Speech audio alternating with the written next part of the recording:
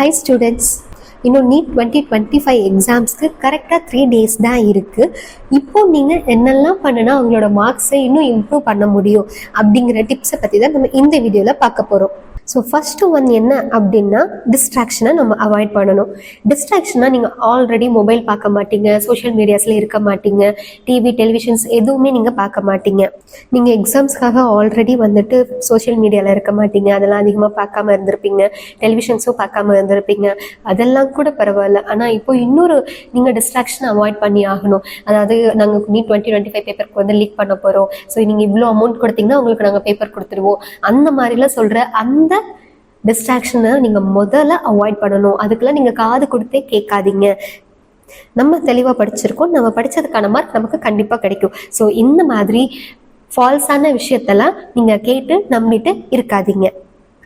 அதுக்கப்புறம் எல்லா சப்ஜெக்ட்ஸ்க்கும் ஈக்குவலான டைம் கொடுத்து ரிவிஷன் பண்ணணும். அதுவும் எப்படி பண்ணணும்? குவிக் ரிவிஷனாக இருக்கணும். இந்த டைமில் போயிட்டு நீங்கள் எல்லாத்தையுமே எடுத்து பார்க்குறதுங்கிறது கரெக்டான வேவாக இருக்காது. ஸோ நீங்கள் ஆல்ரெடி படிக்கும் போதே நோட்ஸ், கீ நோட்ஸ்லாம் எடுத்து வச்சுருப்பீங்க, இதெல்லாம் இம்பார்ட்டன்ஸ் அந்த மாதிரி.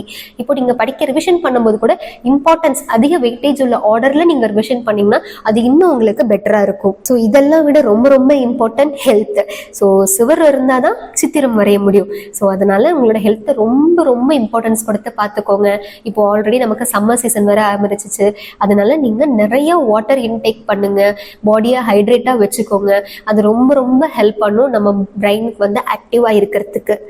ஸோ நீங்கள் எக்ஸாம் ஹால்ஸ்க்கு போகும்போது கூட வாட்டர் பாட்டில்ஸை கேரி பண்ணிட்டு போங்க. ஸோ நம்ம எக்ஸாம் ஹாலுக்கு போகிறதுக்கு முன்னாடி கண்டிப்பாக நீங்கள் தெரிஞ்சு எடுத்து வச்சுக்க வேண்டிய விஷயங்கள் என்ன அப்படின்னா அட்மிட் கார்டு, அதுக்கு தேவையான டாக்குமெண்ட்ஸ். நமக்கு பார்த்தீங்க அப்படின்னா ஆதார் கார்டு, அதுவும் அப்டேட்டட் ஆதார் கார்டு தான் எடுத்துகிட்டு போகணும். அதுக்கப்புறம் ஒரு பாஸ்போர்ட் சைஸ் ஃபோட்டோ, உங்களோட அட்மின் ஷீட்ஸ்க்கு ஒட்டுறதுக்கு. அது இல்லாமல் நமக்கு வந்து May 1 தான் அட்மிட் கார்டு ரிலீஸ் ஆகும். ஸோ இன்னைக்கு ஈவினிங்லேருந்தே நீங்கள் என்டிஏ வெப்சைட்ஸை தொடர்ந்து நீங்கள் ரீசெக் பண்ணிக்கிட்டே இருங்க. கண்டிப்பாக இன்னைக்கு நைட் இல்லை நாளைக்கு மார்னிங்குள்ள உங்களுக்கு அட்மிட் கார்டு ரிலீஸ் ஆகிடும். அதே மாதிரி அட்மிட் கார்டு வந்ததுக்கு அப்புறம் உங்களோட சென்டர் எங்கே இருக்குது அப்படிங்கிறது ஒரு நாளுக்கு முன்னாடி ப்ரீவியராக போய் செக் பண்ணுறது ரொம்ப ரொம்ப பெட்டர்.